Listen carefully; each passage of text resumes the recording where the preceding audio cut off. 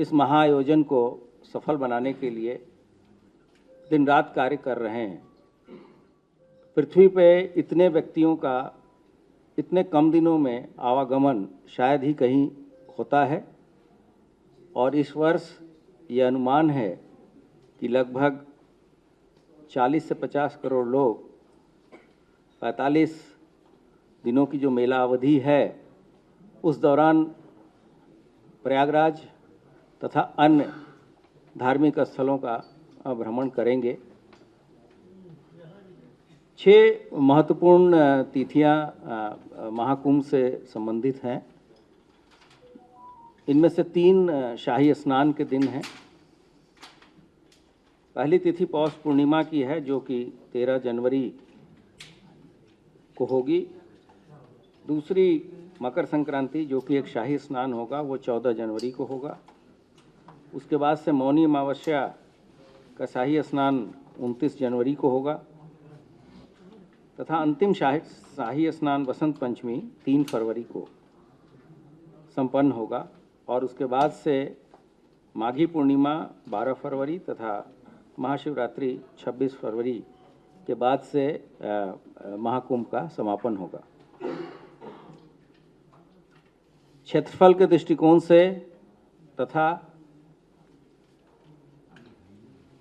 Other infrastructure के दृष्टिकोण से इस बार ज़्यादा तैयारियां की गई हैं, ये देखते हुए कि पिछले कुंभ से इस बार कुछ नई चीज़ें भी ऐड हुई हैं उत्तर प्रदेश में, जिसमें काशी विश्वनाथ का कॉरिडोर, अयोध्या जी में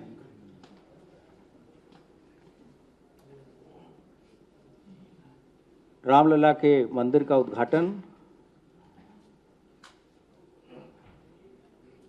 विंध्याचल में कॉरिडोर का निर्माण, चित्रकूट में बेहतर व्यवस्थाएं तथा कुंभ मेला क्षेत्र में भी बहुत सारे ऐसे कॉरिडोर का उद्घाटन 13 दिसंबर को माननीय प्रधानमंत्री जी के द्वारा स्वयं माननीय मुख्यमंत्री जी तथा अन्य लोगों के प्रेजेंस में किया गया था।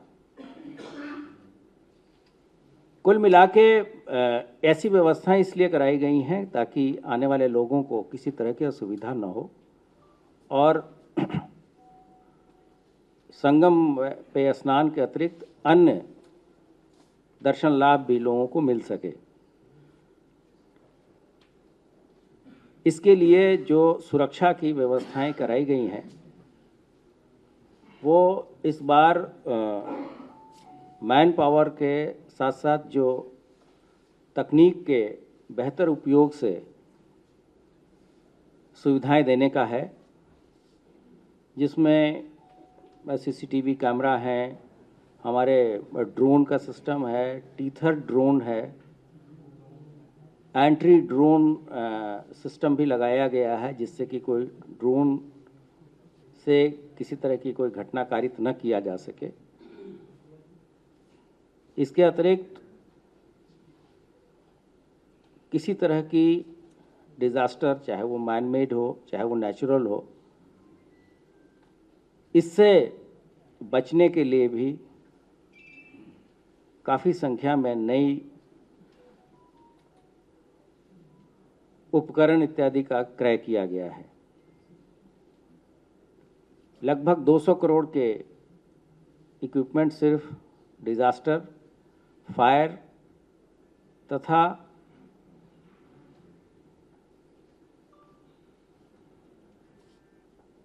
लोगों को डूबने से बचाने के संबंध में जो उपकरण इत्यादि होते हैं उसके लिए किए गए हैं। मैन पावर के अतिरिक्त सभी पूरा मेला क्षेत्र सीसीटीवी कैमरे से आच्छादित होगा जो कि एआई इनेबल्ड होगा। इस दौरान हमारे जो अंतर्राष्ट्रीय सीमाएं हैं और अंतर्राज्यीय सीमाएं हैं उस पर भी चौकसी बढ़ाई जाएगी। अंतर्राष्ट्रीय सीमा पे जिस बल की जिम्मेदारी है, उत्तर प्रदेश के परिप्रेक्ष्य में एसएसबी की, उसके साथ भी मीटिंग हो चुकी है। जो हमारे यहाँ श्रद्धालु आ रहे हैं, हम लोग 7 स्तरीय सुरक्षा व्यवस्था सुनिश्चित कराएंगे। एक तो उद्गम स्थान से भी हम उनकी मॉनिटरिंग करेंगे। इसके लिए सभी संबंधित राज्यों के महानिदेशकों को पत्र भेजा जा चुका है। फिर जैसे ही वो हमारी सीमा में आएंगे, एक चेकिंग वहाँ होगी, फिर जोन के लेवल पे चेकिंग होगी, उसके बाद से कमिश्नरेट के लेवल पे चेकिंग होगी, फिर कुंभ थाना क्षेत्र में भी 3 स्तरीय सुरक्षा व्यवस्थाएं सुनिश्चित की जाएंगी। कुंभ मेले के दौरान जो पुलिस बल वहाँ नियुक्त किया जा रहा है, उसके प्रशिक्षण तथा उसके व्यवहार इत्यादि के लिए एक विशेष ट्रेनिंग लगातार हम आयोजित कर रहे हैं। इस दौरान सोशल मीडिया प्लेटफॉर्म्स पे भी हमने अपनी प्रेजेंस बढ़ाई है तथा ऐसे मैलिशियस कंटेंट्स, ऐसी चीज़ें, भ्रामक कोई भी प्रचार प्रसार पे हम कड़ी नज़र रख रहे हैं। इसके लिए हम लोगों ने अभी हाल ही में एक नया कुंभ से रिलेटेड डिजिटल वॉरियर का कंसेप्ट भी शुरू किया है, जिसमें हम कॉलेज, स्कूल्स के नए बच्चों को भी इन्वॉल्व कर रहे हैं तथा उनकी जो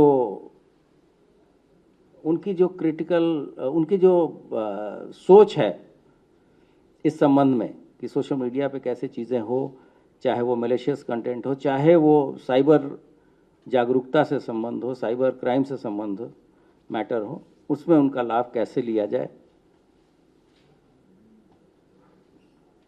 इसके अतिरिक्त साइबर वर्ल्ड पे भी विशेष ध्यान दिया जा रहा है, जिसमें साइबर सिक्योरिटी और साइबर क्राइम 2 बहुत बड़े मुद्दे हैं जिस पे हम कंसंट्रेट कर रहे हैं। साइबर क्राइम के मामले में हम हमारी अपनी जो साइबर वर्टिकल है उसके लोग लगातार लगे हैं तथा भारत सरकार की जो भी एजेंसियां इन चीज़ों से संबंधित हैं वो उन चीज़ों को देख रही हैं और पूरे साइबर स्पेस को सेफ करने के लिए भी मेला प्रशासन तथा भारत सरकार की विभिन्न एजेंसियों की मदद ली जा रही है और इस संबंध में विभिन्न स्तरों पे, भारत सरकार के स्तर पे तथा राज्य सरकार के भी मुख्य सचिव के स्तर पे सभी स्टेक होल्डर्स के साथ विस्तृत चर्चा की गई है। अगर आप ये वीडियो YouTube पर देख रहे हैं तो हमारे चैनल को सब्सक्राइब करें